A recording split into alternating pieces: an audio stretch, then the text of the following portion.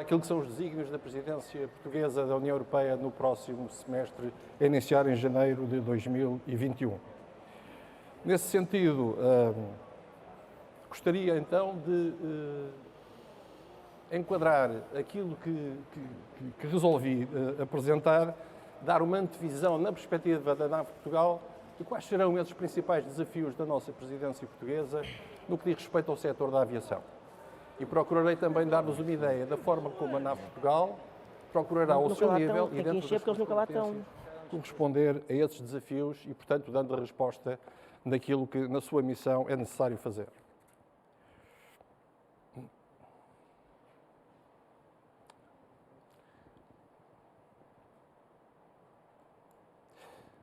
Antes de começar ou de entrar propriamente no tema, permitam-me, contudo, que partilhe convosco aquilo que é a realidade da NAV Portugal, um pouco do nosso ADN. E, portanto, dar-vos ideia do que somos, quem somos, o que fazemos, e depois dar-vos também uma perspectiva em números, porque às vezes fica mais fácil mostrar aquilo que uma empresa faz com os números que lhe estão diretamente associados. Comecemos pela nossa missão.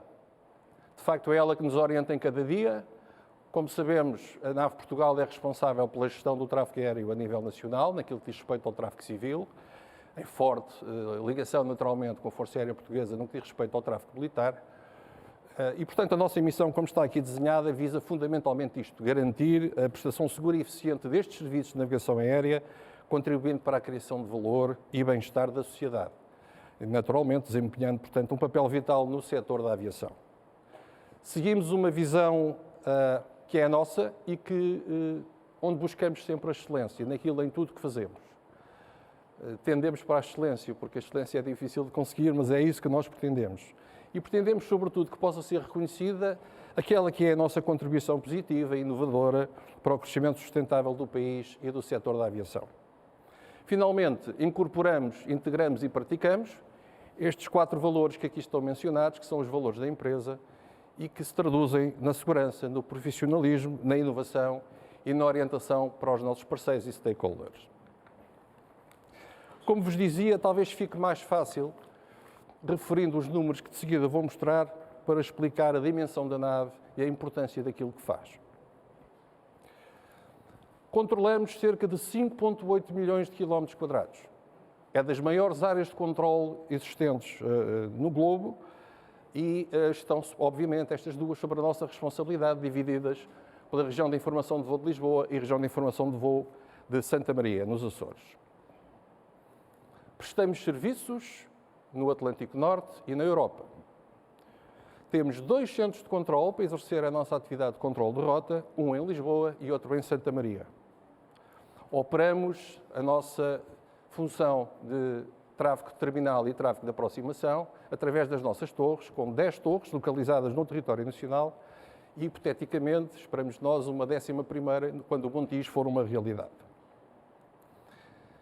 Este número é expressivo porque voltou a ser um recorde, 855.601 voos controlados em 2019.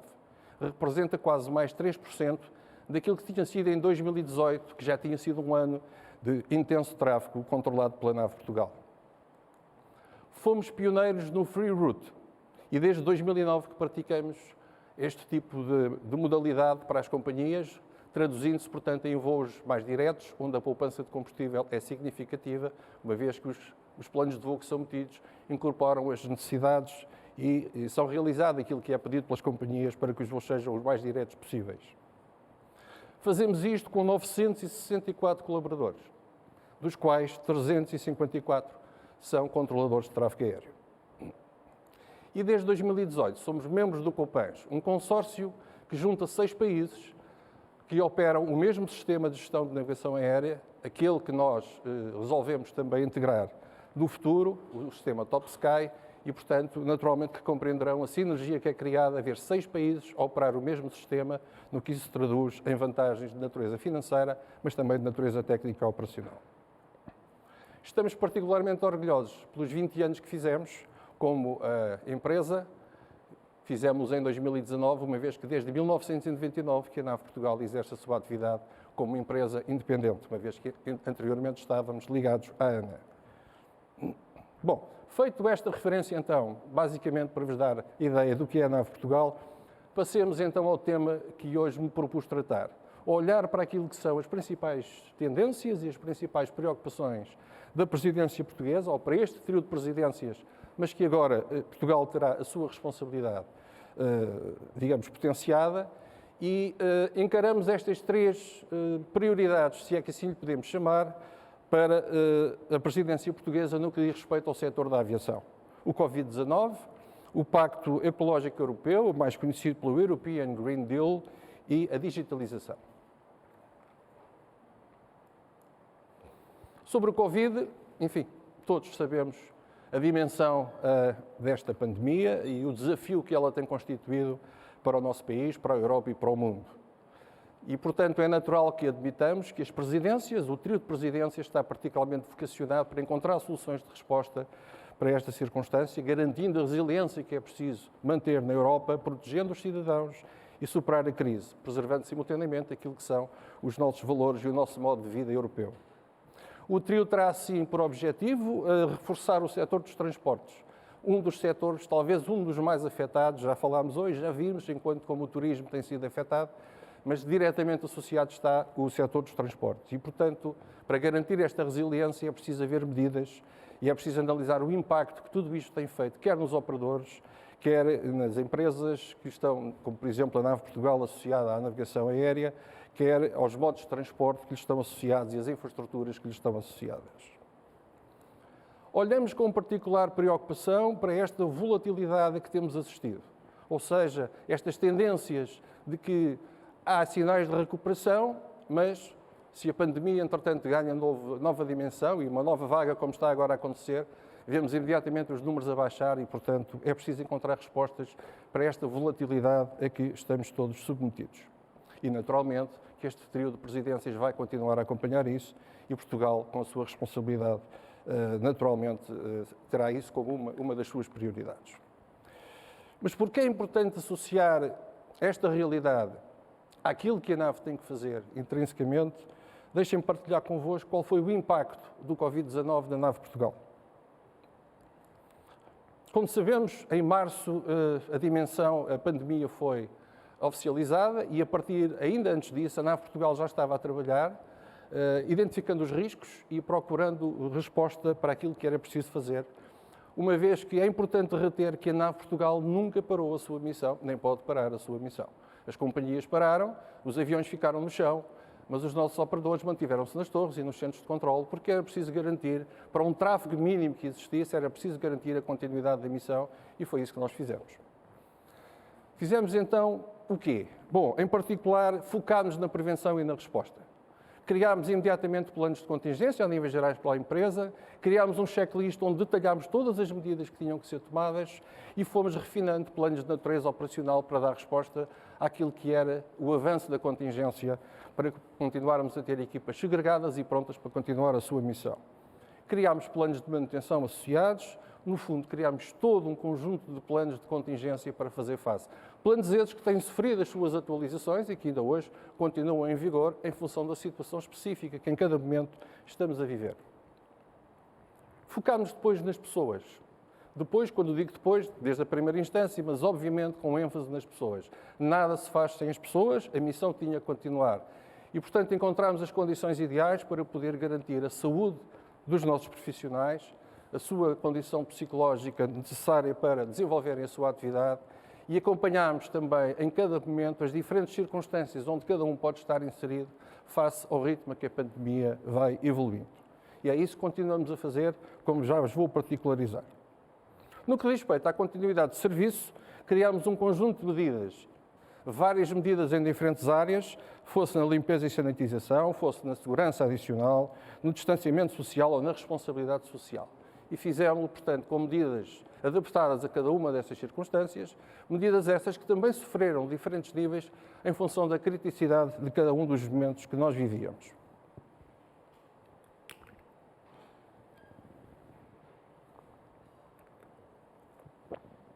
Em todo este processo, comunicámos continuamente.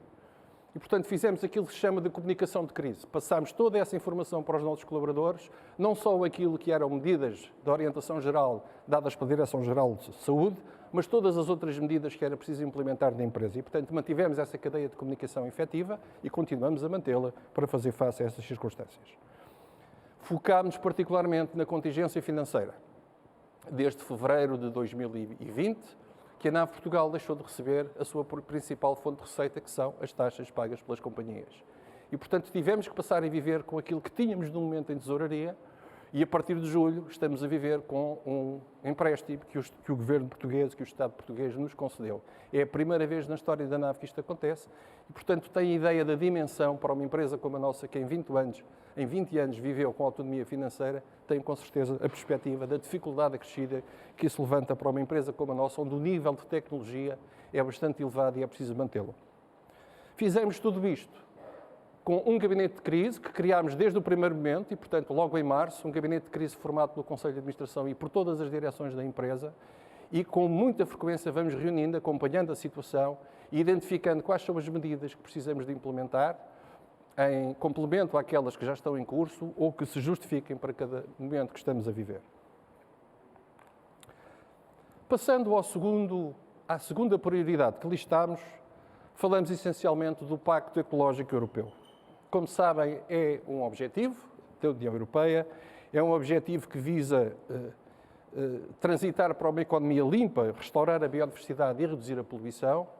É algo que a Comissão Europeia gostaria de ver instalado e implementado na sua totalidade em 2050 para termos um clima que fosse considerado neutro.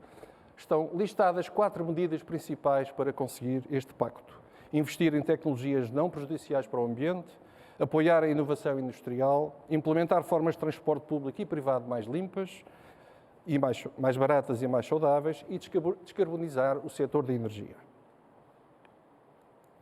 No setor da aviação, julgamos que serão estes os 5 principais dossiês para os quais a nossa presidência terá particular atenção. O impacto do Covid-19 na aviação, enfim, relativamente ao qual já teci alguns considerandos, os combustíveis verdes e o que está associado ao conceito de Refuel Aviation, as faixas horárias nos aeroportos, a sua gestão, os direitos dos passageiros do transporte aéreo e aquilo que serão as implicações decorrentes da nova proposta do Céu Único Europeu no SES 2+.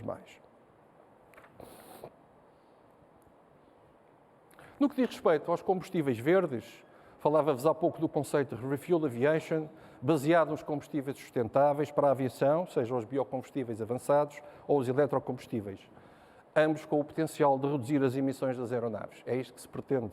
Esta iniciativa tem, obviamente, como objetivo aumentar a oferta e procura deste tipo de combustíveis para a aviação e, uma vez implementada, não temos dúvidas que reduzirá substancialmente a pegada ambiental da aviação. Mas então, como é que a NAV Portugal se enquadra neste tipo de objetivos e de que forma é que consegue, ela própria, garantir mais-valias nestas vertentes?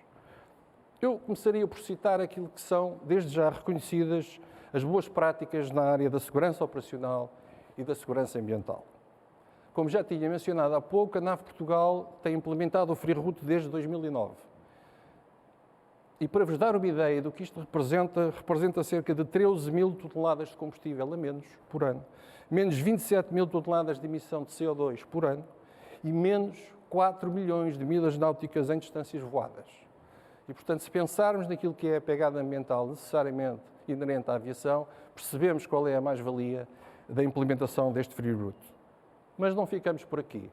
Outro procedimento que está muito instituído e que praticamos com frequência é o Continuous Descent Operations, ou seja, é a modalidade que permite que uma aeronave possa fazer, da sua rota final, fazer a aproximação para a pista de forma contínua e não por patamares como anteriormente era feito. O que permite a aeronave reduzir potência, gastar menos combustível, fazer menos ruído e, naturalmente, poupar tempo nesse tipo de aproximação. E praticamos-lo com frequência. Finalmente, o Point Merge System é algo que vai permitir um maior fluxo para aquilo que serão as aproximações para Lisboa. Era algo que gostaríamos de ter implementado em abril deste ano, mas por força da pandemia fomos obrigados a atrasar um pouco este projeto. Porém, ele estará em vigor em Lisboa em 2022. Mas gostaria também de vos dar uma perspectiva daquilo que é as mais-valias da NAV Portugal no que diz respeito à área da segurança operacional. Estamos muito orgulhosos, em particular, deste modelo que aqui está mencionado, o modelo Maria. E não se chama Maria porque a sua criadora se chama Maria. É a nossa engenheira Paula Santos. Chama-se Maria porque traduz o Model of ATM Reality in Action. É um modelo que integra um conjunto de informação vastíssima.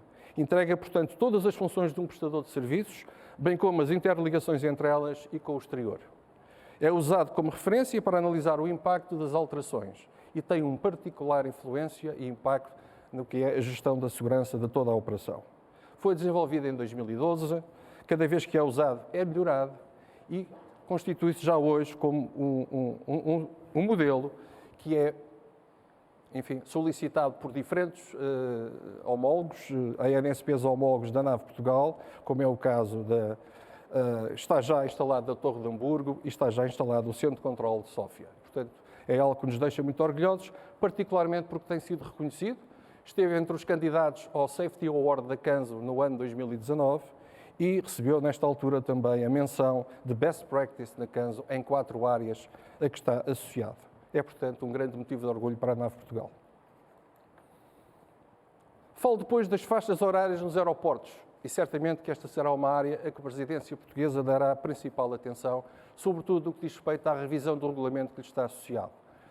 Para a NAV Portugal isto é importante porque, como sabem, desde março de 2020, a NAV Portugal passou a ser a entidade que tem a responsabilidade de fazer a coordenação da gestão dos slots. E, portanto, olhamos com expectativa para aquilo que possa ser a revisão do seu regulamento, uma vez que ele é de 1993 e existem, obviamente, intenções de o poder renovar e de o poder reestruturar ao longo do ano de 2020. Uma referência ainda à outra prioridade que listámos, o Céu Único Europeu.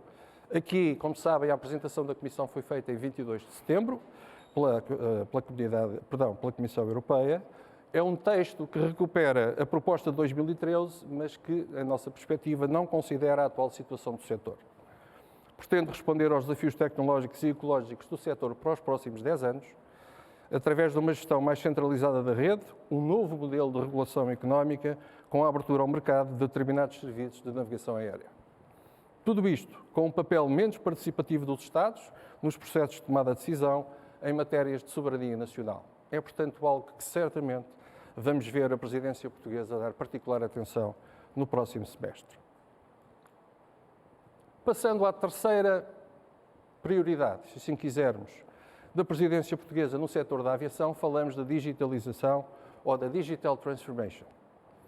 Aqui é algo que, desde já, sabemos que irá influenciar a vida de todos nós e a vida cotidiana na Europa. É, de facto, uma oportunidade, mas é também um forte desafio e, certamente, que a Presidência Portuguesa estará ao nível de a poder assumir. Será dada especial atenção à digitalização dos serviços e das organizações ao nível da administração pública, ao fomento da inteligência artificial e também à criação de um ecossistema de dados suficiente que possa desempenhar um papel fundamental nesta definição da transformação digital. Mais uma vez, partilharia convosco qual é a perspectiva da NAV Portugal de incorporar esta prioridade e de que modo é que nós próprios a estamos a praticar dentro da empresa. Começamos por aquilo que tem sido o esforço de inovação e automação em todos os nossos sistemas e subsistemas e que, de facto, é uma realidade que temos que continuar a ter em referência. Aquela que é a nossa pretensão num futuro próximo de começarmos a pensar em torres digitais e torres remotas para aquilo que sejam as áreas mais remotas, uma vez que isso traduz fundamentalmente de alguma melhoria na gestão dos recursos humanos que lhes estão associados, para além do nível tecnológico que lhes está associado. A incorporação do nosso novo sistema Top Sky, que estará em funcionamento no primeiro trimestre de 2022 e todo ele cheio e, portanto, muito completo no que diz respeito à automação e à digitalização. E, finalmente, um desafio adicional que temos, que o país tem, aliás, por toda a Europa e por todo o mundo, a presença destas aeronaves não tripuladas e da necessidade que existe em começarmos a incorporar e a integrar este novo operador, este novo tipo de operação, naquilo que é o o UTM Space, o espaço que lhe será dedicado, e encontrar a forma de regular tudo isso. no sentido também de prestar serviços para que essa atividade possa não só ser regulada, mas praticada com a máxima segurança. Claro que, perante todo este fenómeno da digitalização, não podemos esquecer que tudo pode estar ameaçado quando falamos de cyber e de cibersegurança. E é por isso que na NAV Portugal temos particular acutilância relativamente a esta matéria, ganhamos competências na mesma e, inclusivamente, estamos a liderar alguns grupos dentro do COPANS no que diz respeito a esta matéria.